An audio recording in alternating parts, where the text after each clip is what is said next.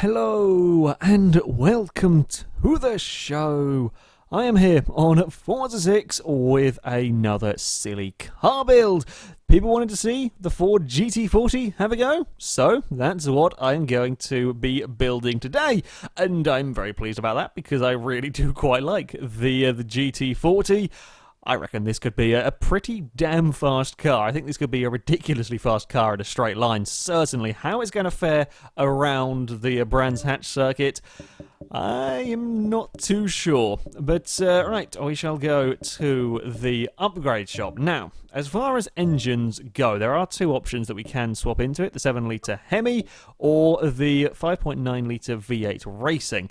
However, I'm not going to use either of the engines. Normally I would go for the NASCAR engine. It is a pretty damn good engine, but I reckon that this car's standard engine may be just as good. I did very quickly just stick these parts on to see if it was likely to be getting a sensible amount of performance, and it looks like it probably will be getting plenty of power out of it, so we shall be keeping the GT40's standard engine. We can't do anything with the rear aero, so hopefully there could be enough downforce on the back of the car. We can give it a glorious beard at the front, which we shall, because we're going to be wanting all of the downforce that we can possibly get on this car. Of course, we should be getting some lovely race tyres, and the other good thing is the size of the tyres. On the front, 275s, pretty decent, not quite the largest we've seen, but that's a fair size of tyre.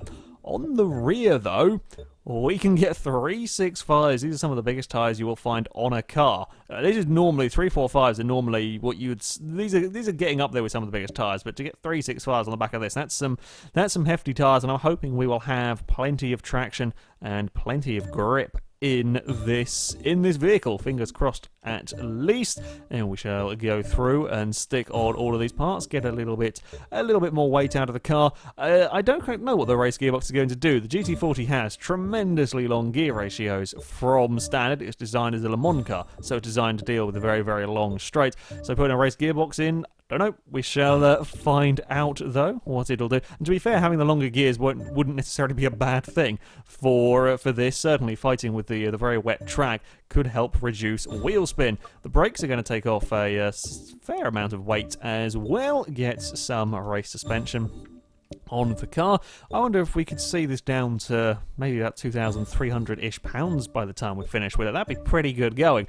We're going to have we're going to have a lot of power, very little in the way of weight, some humongous tyres, so this certainly has a lot of potential to go very, very quick.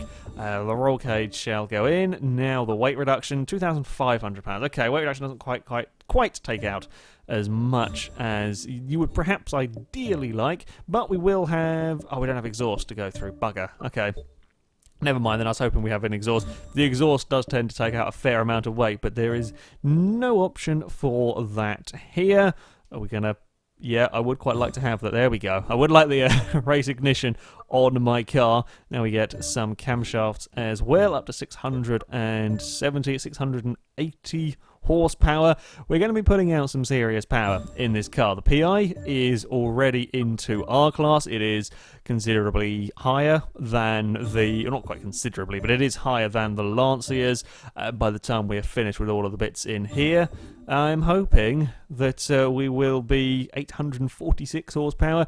We will be at... yeah, we're at a decent PI. Whether this is going to be enough to challenge the likes of the Ferrari 250 LM or challenge the Lancia itself, don't know. 894 horsepower in the Ford, 819 foot-pounds of torque.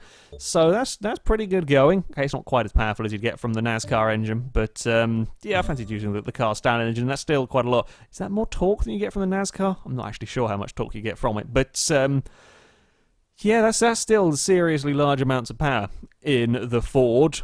Now time to see, though, how it will fare at Brands Hatch. So here we are for our rather soggy 6 laps of the Brands Hatch Indy circuit. Our current target time is a 49.8 set by the Lancia Group 5 race car. We're going to see if the GT40 will have the control. I'm hoping it might just have the control to challenge the Lancia. There is much wheel spin initially, but very, very quickly finds some grip. which is good. This is what we want to be seeing in the Ford. Oh, look at that. There is lovely amounts of grip in this car. Oh, okay, let's try and get it stopped, though. Let's not get too carried away. There is a lot more grip in this than I am used to. Certainly, as we come out of that second corner. Yeah, the traction is amazing in this car. You can slide it around a little bit, certainly. It's not going to take that much to get the car sliding if need be, but there's an awful lot of traction in this. We don't have the very, very long gears either, so I was fearing we might then be having wheel spin, but not at all. We are flat out coming down towards the line. Oh, this is quick. This is quick for an opening lap. It's a 52 already from the Ford, from a standstill. This is quicker than the Maserati birdcage, I think. That's yeah, this thing is fast. This thing has got some go about it. Will it be enough, though? Will it be enough to beat that mighty Lancia? Oh, I like this GT40. Fantastically good to drive. There's not even that much in the way of kind of understeer. I feared with such a large difference between the front and rear tyre, sometimes you can get some understeer troubles, but that is certainly not the case in this car. It gets turned in very, very well to these corners. Let's get it out of this final turn. Use the power. It just slides a little bit more there than the Lancia did. The Lancia was flat out without any real without a real thought about it around that final corner. This one is flat out, and it is the first car I have had which is flat out. However, it moves around a little bit more. I've also got to be quite wary of the curbs by the looks of things. Down, admittedly, after turn one, the outside of that area is quite rough. That curb there. Very easy to get a wheel caught on it. I can't remember what I binned in the tyre bundle down there. Was it the Volvo I binned? I don't know. Yeah, it's quite easy to get yourself in a bit of trouble. Get a wheel caught on the curb and it will spit the car into the wall. So we don't really want to be running wide. And in this car, there's more than enough grip for that not to really be a problem. The brakes are also pretty damn good. Had to have a little lift as we weren't quite in the right position down there. What speed are we doing? We're not quite going the ludicrous speeds that we have seen some cars manage. We have seen cars getting up to about 160 miles an hour. This one here is about the mid 150s. It's good. Don't get me wrong, it's bloody quick. But it's not quite up there with the fastest of the cars. Lap time wise, though, we're in the 50s, and we've done 2 consistent 50s, and it's not like it's a handful either around here to do these 50-second laps. But can we get into the 49s? That is the big question. Probably not this time around. I'm a little bit down. Trying to get the braking right into turn one is such a pain in the ass. Normally, I'm worrying about traction and can I keep the car pointing in the right direction. With this, it's can I get the braking perfectly in towards this first corner? I'm just not quite sure on it. It's such a nasty bugger, especially when you're in cars as quick as this one. It is very easy like there. You feel like you've gone a little too early on the brakes. I think that time around I probably did. We're going to eat curb and we're going to go get spat out the other side. It's very easy to think you've gone too early on the brakes, try and push it a little bit more next time round, and then find you were actually all right under braking and just go straight off. So it's an awkward bugger that time round, though. Yeah, I was too early on the brakes and then turned in too soon. Ate some curb, and that did cause some issues. It doesn't like curbs.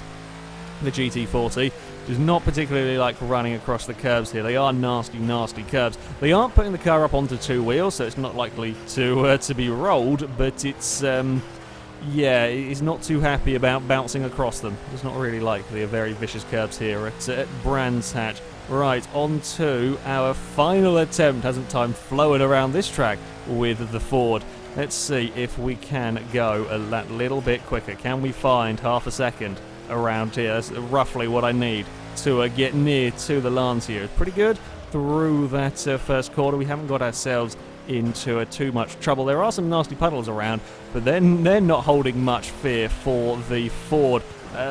Find the gap in the little river down there. We are all neat and tidy so far in the GT40. Things are looking good this time around. If I don't push my luck too much through here, we're not really found much time though on our fastest lap. Can we get any more out of the car around this final corner? Come on, Ford. I would love to get this into a 49. I'm not sure we have been quick enough, though. I think the front of the car may have wanted to lift up a little bit coming around there. It's across the line. It is! Oh, we found a lot of time in that final sector. It's a 49.9. We're not going to stop it.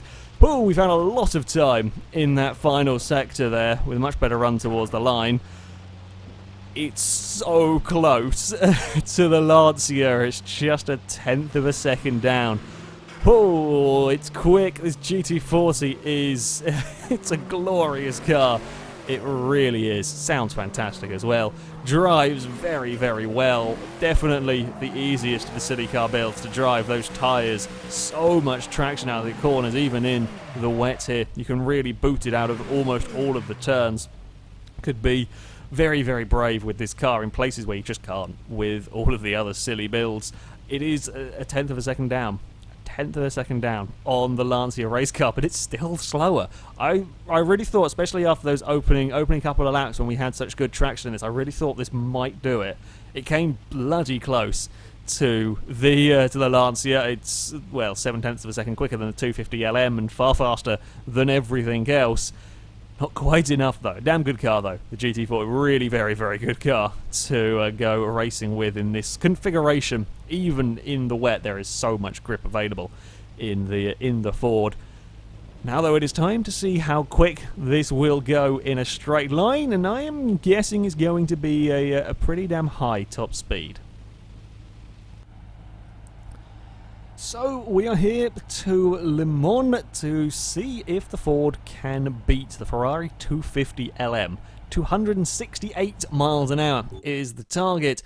I'm not sure that it's quite going to be able to do that. It's going to be quick. Whether it'll be quick enough, though, as that Ferrari is stupid fast. It also had near enough 1,200 horsepower. So, yeah, a little bit more powerful than this GT40. But let's see what we can do. We shall extend the gear ratios a fair bit. 246. We're not quite going to be beating the... Yeah, we're not going to get more than that. We're not quite going to be beating the 250 LM. Could we perhaps...